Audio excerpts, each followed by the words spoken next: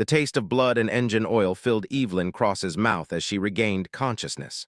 Through the shattered cockpit of her transport ship, 3 moons hung in the crimson sky, one pulsing with veins of molten fire. Infernus Prime, the one place in the galaxy where humans were killed on sight. "Perfect," she muttered, spitting red onto the console. The smuggler's run from Earth's outreach station to the Celestial Syndicate's trading post should have been simple, until someone had locked targeting systems onto her ship mid-jump. A distant roar echoed across the jagged volcanic landscape. Evelyn grabbed her pulse pistol and emergency pack. Whoever had shot her down would be coming to finish the job. She'd survived worse odds during her Black Ops days, before the Earth Council had marked her for elimination after discovering she'd been feeding information to the Resistance. The ground trembled beneath her boots as she limped away from the wreckage. Following a narrow ravine, she discovered an ancient structure carved into the basalt cliff, symbols etched into the stone pulsed with infernal light. A temple, a prison. Another roar, closer this time, followed by the sound of metal striking metal. Curiosity overrode caution as Evelyn crept toward the noise. In a circular chamber illuminated by pools of lava, she found him, a being unlike any demon she'd encountered in her years traversing the disputed territories. Nearly 8 feet tall, with obsidian skin etched with glowing red sigils that seemed to move beneath the surface. Massive wings, torn and broken, dragged behind him as he fought against adamantine chains that bound him to a central pillar. 5 lesser demons, red-scaled bloodhunters from the 4th court, surrounded him, wielding ceremonial blades. "The execution proceeds as ordered," one hissed. "The abomination dies before the blood moon rises." The chained demon's eyes found Evelyn's hiding spot instantly, eyes that shocked her to her core. Not the solid black or burning red of infernals, but human eyes, fierce gold irises with vertical pupils, burning with intelligence and fury. "Human," he growled, his voice like stone grinding against metal. "Perfect timing." The bloodhunters turned toward her position. Evelyn's military training kicked in before conscious thought. Her pulse pistol fired 3 times in rapid succession, dropping the nearest executioners before they could react. The remaining 2 charged. The chained demon suddenly lurched forward with impossible strength, the chains stretching just enough for him to grab one bloodhunter by the throat. With a sickening crunch, he crushed its windpipe. Evelyn rolled aside as the last executioner's blade sliced through the air where she'd stood. Rising to one knee, she emptied her pistol into the demon's chest. As silence fell, she approached the chained figure cautiously, weapon reloading. "You fight well for a human," he said, blood dark and thick like oil, dripping from wounds across his torso. "You speak well for a demon," she countered. His laugh was like distant thunder. "I am Kael'rath, and I am much more than demon." She studied him, the infernal markings, the wings, but also distinctly human features beneath the otherworldly exterior. "What are you exactly?" "Like you, an outcast, a mistake my masters wish to erase."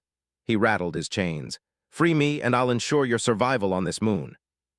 Evelyn knew the smart move was to walk away. But the Earth Council wanted her dead, the Infernus courts would torture her for sport, and the Celestial Syndicate would sell her to the highest bidder. She raised her pistol and fired at the chain's weakest link. "I'm Evelyn Cross. Let's make a deal, Kael'rath. Get me off this hellhole, and I'll consider us even." As the chain shattered, his smile revealed razor-sharp teeth. "Oh, Evelyn Cross, this is just the beginning of what we could accomplish together." Beyond the temple, the hunting horns of hell began to sound. 3 days of running through the volcanic wastelands of Infernus Prime had left Evelyn exhausted, but her unlikely companion showed no signs of fatigue. Kael'rath moved with predatory grace despite his injuries, leading them through ancient tunnels beneath the moon's surface. "You still haven't explained why those executioners called you an abomination," Evelyn said as they paused at an underground spring. The water glowed faintly blue, the only pure thing she'd seen on this forsaken rock. Kael dipped his clawed hand into the water, watching ripples spread. "I am the first of what was to be many, half infernal, half human, created during the first war between our worlds." "That's impossible," Evelyn scoffed. "Human-demon hybrids are biological nightmares. The genetic compatibility isn't there." "It wasn't," he corrected, "until your species' governments provided test subjects to the 9th Infernal Court. They needed human soldiers who could survive hellfire, wield demonic energies. I was the only success. The realization hit Evelyn like a physical blow. The Earth Council collaborated with demons, the same council that broadcasts propaganda about the infernal threat every day. Politics transcends species, Evelyn. Your leaders and mine both fear the same thing, losing control. Kale's eyes narrowed. When I proved too independent, too powerful, both sides agreed I should be eliminated. A distant tremor shook loose dust from the tunnel's ceiling. Kale tensed. We're being tracked. Those weren't ordinary bloodhunters back at the temple, were they? No, they were Asmodee's elite guard. My brother sits on the Infernal War Council. He'll send worse after us. Evelyn checked her weapons, down to one pulse pistol with half a charge and a blade forged from celestial steel, stolen during a raid on a syndicate outpost. There's a smuggler's port at the far edge of the Brimstone Sea, she said, if we can reach it. We won't outrun them forever, Kale interrupted. There's another option, we fight. That's suicide. Not if we have leverage. His voice dropped lower. There's an ancient vault beneath the Temple of Ashes. Inside is the Codex Infernus, records of every pact, every deal the courts have made with human leaders over centuries. Evelyn's eyes widened, evidence of collaboration. Enough to shatter the power structures of both worlds. Kale's sigils pulsed brighter with excitement. With that information, we could force negotiations or broadcast it galaxy-wide and let the revolutions begin naturally. Before Evelyn could respond, the tunnel behind them erupted in flame. 3 winged figures emerged from the smoke. Seraphim, the elite assassins of the Celestial Syndicate, their golden armor reflecting the firelight, their beautiful faces expressionless. Evelyn Cross, the lead Seraphim announced. By order of both the Earth Council and the Celestial Tribunal, your execution is sanctioned. And the abomination is to be returned to confinement, another added. Evelyn and Kale backed away slowly. Did I forget to mention, Kale whispered, that heaven also wants me dead? You left that part out, Evelyn hissed, raising her pistol. The Seraphim drew weapons of pure light. I assume you have a plan? Evelyn asked. Kale's wings suddenly expanded to their full span, the tears healing before her eyes. Yes, run. He grabbed her around the waist and charged toward the assassins. At the last second, he veered into a side passage, moving with impossible speed through the darkness as light beams seared the walls behind them. The Brimstone Sea is no longer an option, he growled as they emerged onto a ridge overlooking a landscape of fire and shadow. We make for the Temple of Ashes. Evelyn held tight as they plunged into the hellish night. This had better be worth it, demon. His laughter rumbled through his chest against her side. Trust me, human, by the time we're done, both heaven and hell will tremble. The Temple of Ashes loomed before them, a colossal structure carved from obsidian and bone, rising from the center of a vast field of gray dust, the remains of an ancient battlefield where millions had fallen during the First Celestial War. Nothing grew here, nothing lived. Even the ambient heat of Infernus Prime seemed muted. Kale's wings twitched nervously as they approached. The Seraphim won't follow us here. This ground is anathema to their kind. And the demons? Evelyn asked, scanning the desolate horizon. They'll come, he replied grimly. But they'll approach with caution. The temple recognizes no authority but its own. As they neared the massive entrance, Evelyn noticed the intricate carvings covering every surface.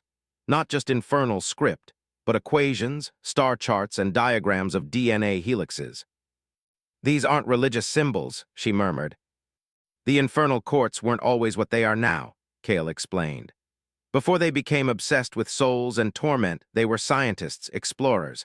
The temple preserves knowledge from before the schism, when angels and demons were one species. Inside, the air felt charged with static electricity. Massive chambers opened in all directions, filled with artifacts and technology beyond human understanding. Evelyn fought the urge to stop and examine everything, focusing instead on following Kale through the labyrinthine interior. The vault is beneath the central altar, he said, leading her down a spiraling staircase that seemed to descend forever. How do you know so much about this place? Evelyn asked, suspicion creeping into her voice. Kale hesitated before answering. Because I was created here. in the deepest laboratory, using knowledge stolen from these very halls. They reached a massive chamber where a floating sphere of dark energy pulsed at the center. Around it, 12 pillars of black crystal rose to the ceiling. "The Codex," Kale whispered reverently. As they approached, the sphere began to rotate faster. Symbols appeared on its surface, then resolved into a face, feminine, ageless, with eyes like distant stars. Kael'Rath, the entity, spoke, its voice resonating within their minds rather than their ears. "First of the Nephilim, you have returned as prophesied." Evelyn gripped her weapon tighter. "What is this?" "The temple's guardian," Kael replied, then addressed the entity. "I seek the records of collaboration between the courts and humanity." "To what end?" the guardian asked. "To break the chains of both species." The face studied him for a long moment, then turned its attention to Evelyn. "And you, daughter of Earth, what do you seek?" "Justice," she answered without hesitation, "and a chance to rewrite a rigged game." A sound like distant laughter echoed through the chamber. "Very well." The sphere expanded, enveloping them in darkness that quickly resolved into a cascade of images and information. Centuries of secret meetings, pacts signed in blood, technology exchanged for human lives, and manipulations that had shaped the course of both civilizations. Evelyn watched in horror as familiar faces from Earth's leadership appeared alongside demonic lords, plotting wars that would cull populations and keep humanity dependent on protection from the very entities they claimed to fight. "The Celestial Syndicate is no better," Kael commented as the images shifted to show angelic beings conducting experiments on human subjects. "They position themselves as benevolent, but they see humans only as tools or pets." When the vision ended, Evelyn found herself on her knees, overwhelmed by the truth. "We've been pawns in their game for centuries." "No longer," Kael said, helping her to her feet. The Guardian had compressed the information into a small, crystalline device that floated before them. As Kael reached for it, the entire temple shuddered. Dust rained from the ceiling. "They've found us," the Guardian announced. "The courts have deployed the Hellguard." "We need to move," Evelyn urged, taking the crystal and securing it in her pack. "There is another way," the Guardian said. "A gateway in the heart of the temple. It can take you anywhere in the galaxy, but it requires blood sacrifice to activate." Kael and Evelyn exchanged looks. "How much blood?" Evelyn asked. "Enough to power the gateway for 2 travelers," the Guardian replied. "A near-fatal amount from one of you." Before either could respond, the chamber doors burst inward.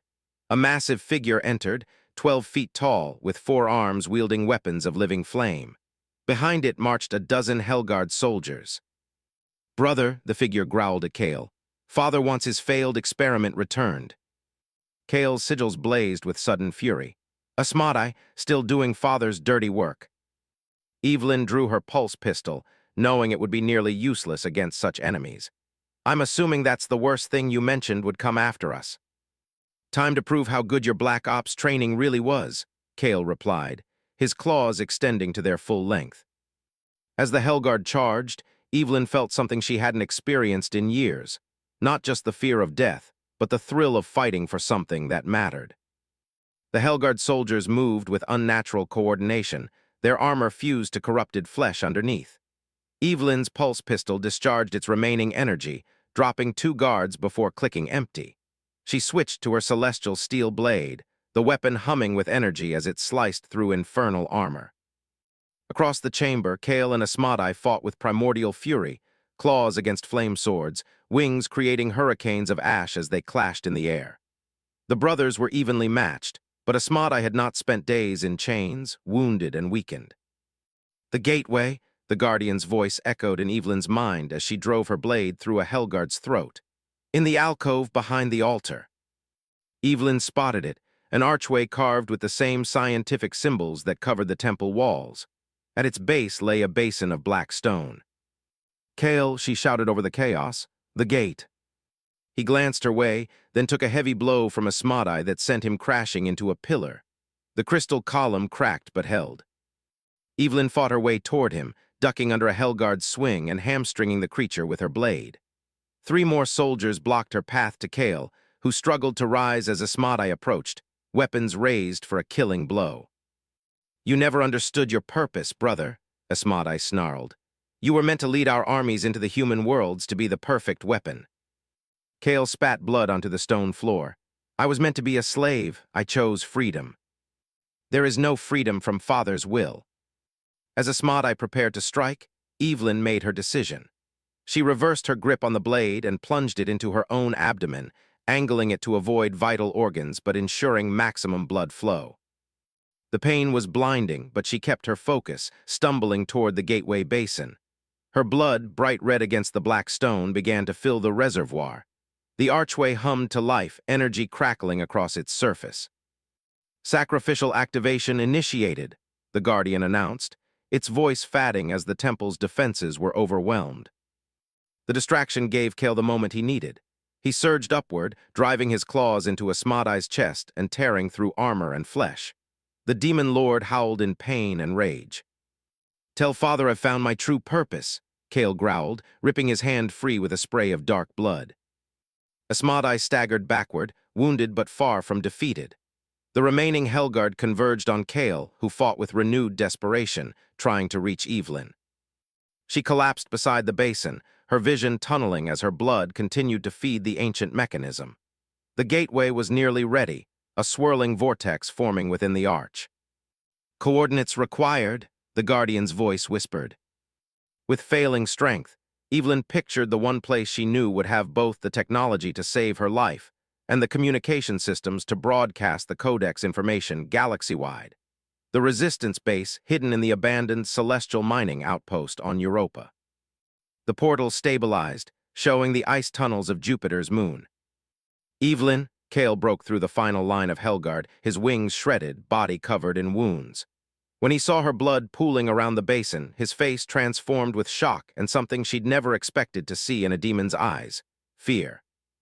He gathered her in his arms, careful not to dislodge the blade still embedded in her abdomen. You shouldn't have done that, he growled, but there was no anger in his voice. No time, she whispered. The portal won't hold long, we have to go. Behind them, Asmodai was rallying his forces for another attack. You cannot escape, he roared. There is nowhere in this universe beyond Father's reach.